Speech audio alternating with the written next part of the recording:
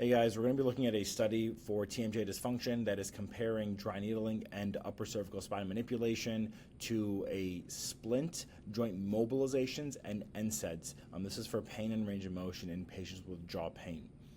For the presentation of TMJ dysfunction, typically patients will present with pain, range of motion limitations, crepitus, functional limitations of the jaw, or deviations of the jaw. So they'll literally have like a lateral deviation when they open up their mouth. In a 2004 Cochrane review, there was insufficient evidence to advocate for the use of a splint for TMJ dysfunction. However, looking at a meta-analysis, there was support for the use of a splint to improve range of motion and to improve pain intensity and pain frequency in patients with TMJ dysfunction. As for TMJ mobilizations, there's inconclusive evidence to support the use of this alone. However, when you combine joint mobilizations with exercise therapy, there has been improvements in range of motion and pain. As for cervical spine mobilizations or manipulation, this has been shown to improve joint range of motion of the jaw and jaw pain. And again, that's after cervical spine mobilizations or manipulation. Looking at dry needling has worked better than different medications for jaw pain and for pain pressure thresholds.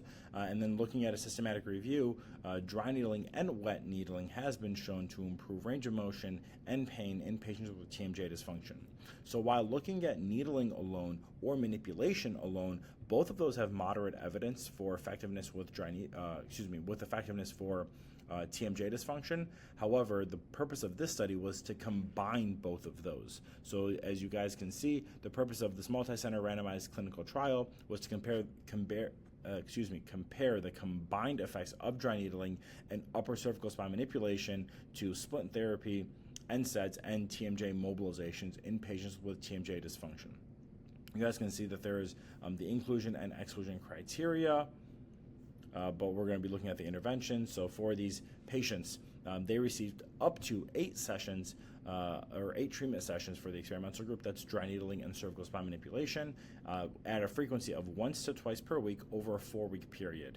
In either group, whether it was the experimental group or the control group, they were able to receive less treatment sessions if they had pain relief sooner. For the active comparison group, again, they received an interocclusal splint that was custom made by a general dentist, so it was custom made for that specific patient, and then they were able to take NSAIDs and then non-thrust mobilizations of the jaw. They were instructed to wear their splint every night for 4 consecutive weeks, and then they were able to also take diclofenac, which is Voltaren. This is taken up to 3 times per day, 50 milligrams for up to 4 weeks. And then if symptoms persisted, if their symptoms improved, they were able to reduce their dose for the NSAIDs.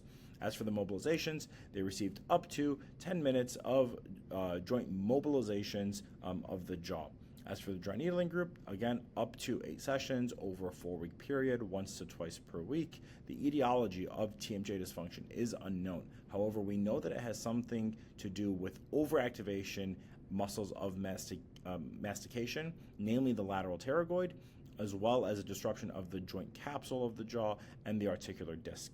You guys can see that they use good-sized needles for this. So 15 millimeter needles, 30 millimeter needles, or 40 millimeter needles, depending on the size of that patient and their morphology.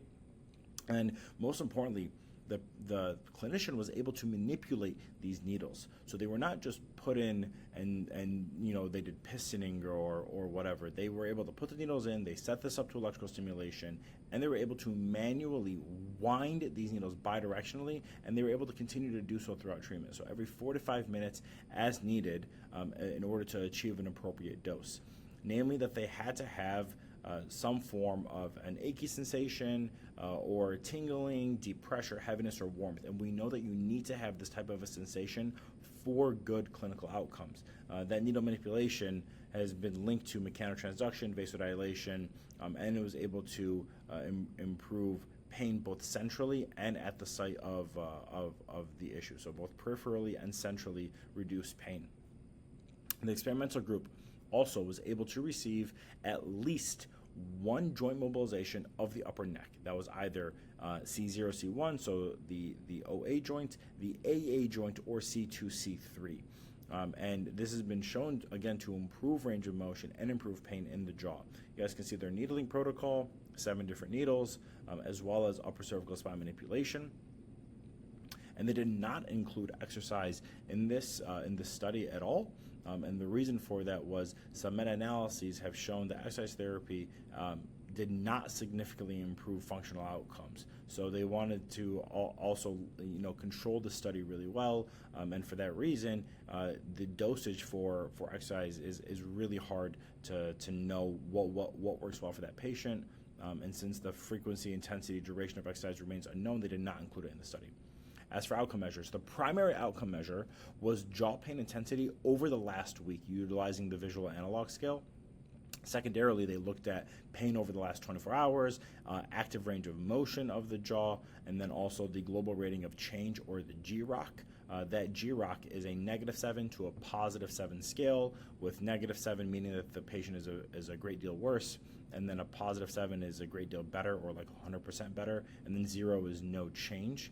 The reason that they look at this is because if a patient has at least a +4 or +5, this has been indicative of at least a moderate change in the patient's status. All right, looking at the results. There were 62 patients in the experimental group, and then 58 patients in their control group, or that active control group. So in the experimental group, again, dry needling and upper cervical spine manipulation, and then in the other group was the custom-made splint, NSAIDs, and the non-thrust mobilization. There were no major adverse events in the dry needling and upper cervical spine manipulation group, and in that group, in the dry needling and upper cervical spine manipulation, patients had better reductions in average jaw pain intensity at 2-week follow-up, at a 6-week follow-up, and at a 3-month follow-up. You guys can see this sharp decrease in their pain. This is over the last 7 days jaw pain. At baseline, pretty much even between both groups, but then a sharp decrease in the group that had dry needling and cervical spine manipulation. These asterisks show that it was statistically significant. And again, at 2 weeks, 6 weeks, and at 3 months, significantly better pain statistically at all those follow-up periods. As for jaw range of motion, at 2 weeks, there was a little bit better range of motion in the group that had dry needling and spinal manipulation. However, that was not statistically significant. But then at 6-week follow-up and at 3-month follow-up, that was statistically significant. Looking at jaw pain intensity over the last 24 hours, this was statistically significant and better in the dry needling and spinal manipulation group at 2-week follow-up, 6-week follow-up, and at 3-month follow-up.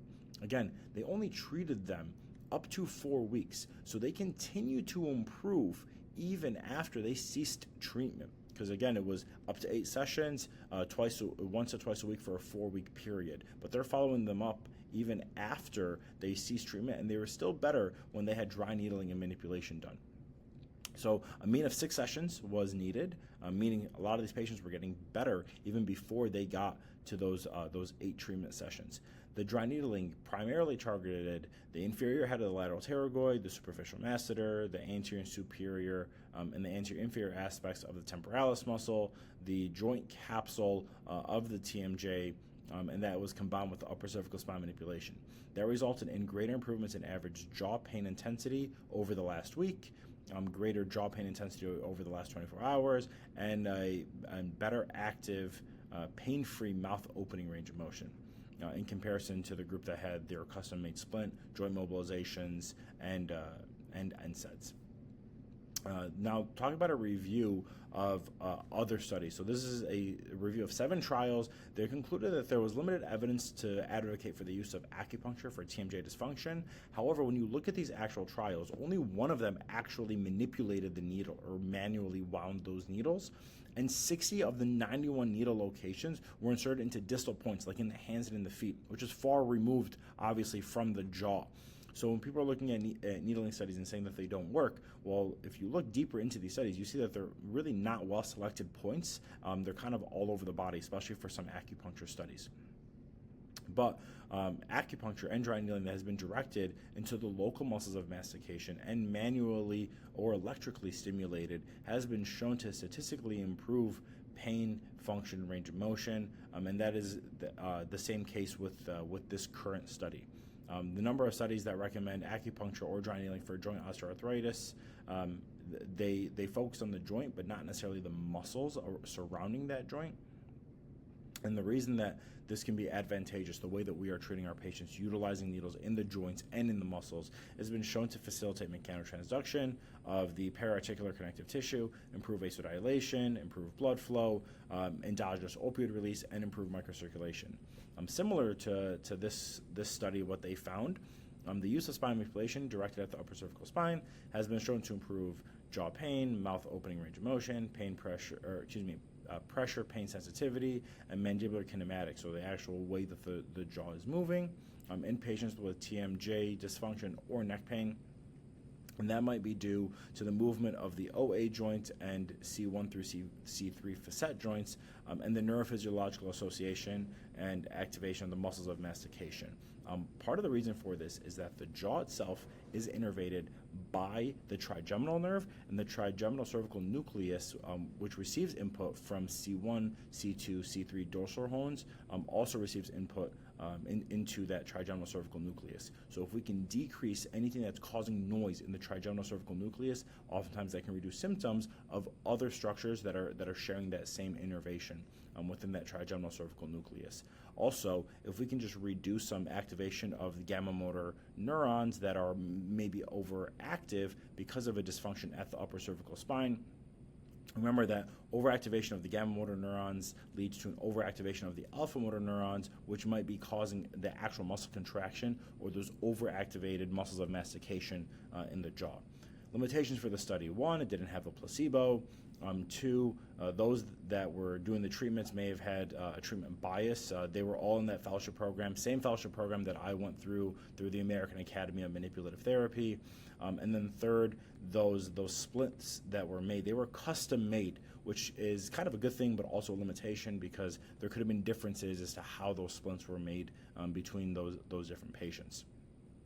As for conclusion, the results of the current randomized control trial demonstrated that patients with TMJ dysfunction who received dry needling and upper cervical spine manipulation experienced significantly better improvements in jaw pain intensity and active pain-free mouth opening compared to the group that received a custom-made splint, NSAIDs, and non-thrust mobilizations. If you guys have any questions in this study or needling of the jaw, please let me know, and we'll talk soon.